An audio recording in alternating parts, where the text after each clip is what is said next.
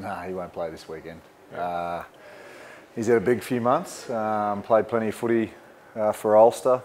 Probably in terms of the amount of games he's played, to be close to a full Super Rugby season. So we'll just spend the next couple of weeks just getting him up to speed with, I suppose, Super Rugby conditioning and how we want to play the game. Are you surprised how he has come back? I mean, he looks pretty thin, but he's pretty fit.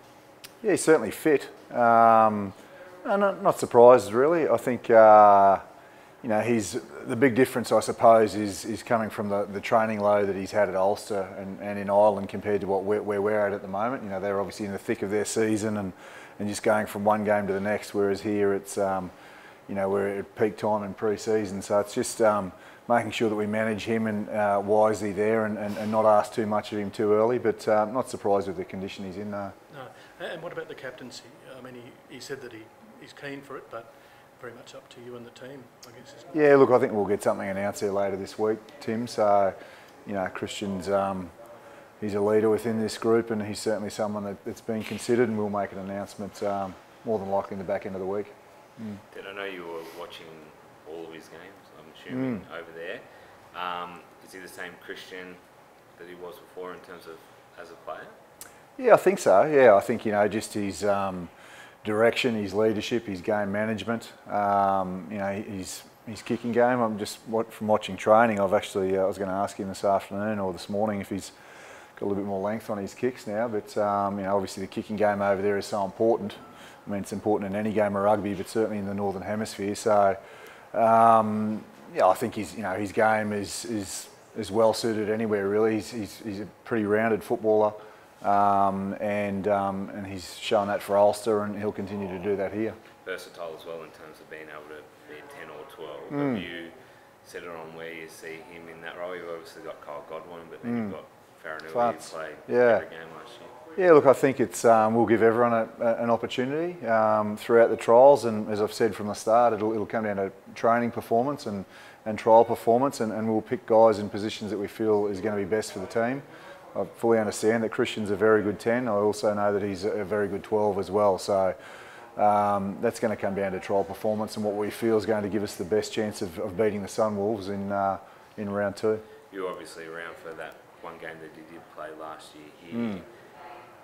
Does he seem to have a bit more confidence? Because obviously that was such a nervous, big moment for him. Do you think it was good that he got away, could build some confidence without everyone watching him? Well, I think that was the whole purpose of the exercise with him going overseas, is just to allow him to, obviously rugby's incredibly popular and Ulster are throughout Belfast, but just getting away from Canberra and being able to experience and play some rugby, play at a high level, but away from the, I suppose, the bubble that he was in when towards the back end of last year. Coming back from leukemia, playing against the Hurricanes, all of that pressure. It was just an opportunity for him to get away and experience something different.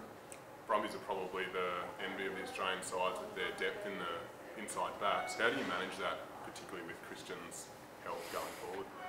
Oh, look, I think we've got 39 players. I think all four sides are going to have a lot more depth and quality across most positions this year. Look, it's just about communication, isn't it? You've got to talk to players, you've got to be honest and upfront with them in and around selection. I certainly feel that's something that I've always done, is let players know where they stand within the team and give them areas that they need to work on if they're not in the team, and explain to guys why they are in the team. So it just comes down to communication, and in and around selection, it's a really touchy subject, and at the moment, everyone's fit and fast and strong and happy because no team's been picked at this point in time. So that's something for myself to manage as well as my staff.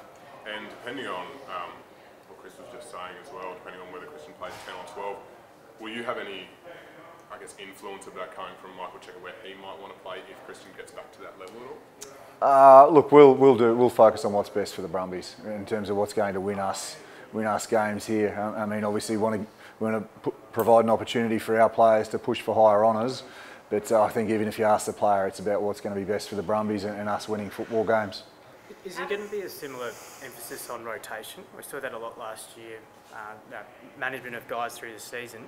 Is that your philosophy as well, or do you want to get some continuity into this group? Yeah, my philosophy as first-year head coach is win football games. So we'll pick the team that we think will win football games there. So I won't be doing rotation from one week to the next at this point in time. It'll be this 23 we think will do the job, and if that means you know, bringing guys in from after a couple of weeks, then that's what we'll do. But it's just about winning games of footy.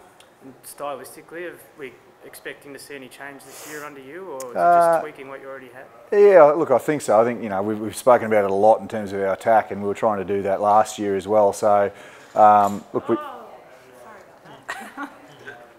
our overall style won't, you know, there'll be similarities, but what we do within that style will change a little bit. So, look, we want to play a game of footy that's enjoyable to play and enjoyable to watch, and I suppose just give the players the confidence and belief that if they see opportunity, that they take that opportunity. But if we get it right, it'll be good to watch. You said you were dealing with 39 players. How does it affect your role as head coach in the pre-season when you've got people like Christian, like David Pocock, kind of being away and then trickling back in through the pre-season? Yeah. Oh, look, even though Christian and was on the other side of the world and Poe was in Japan, you just, you know, these days it's fairly easy to stay in contact.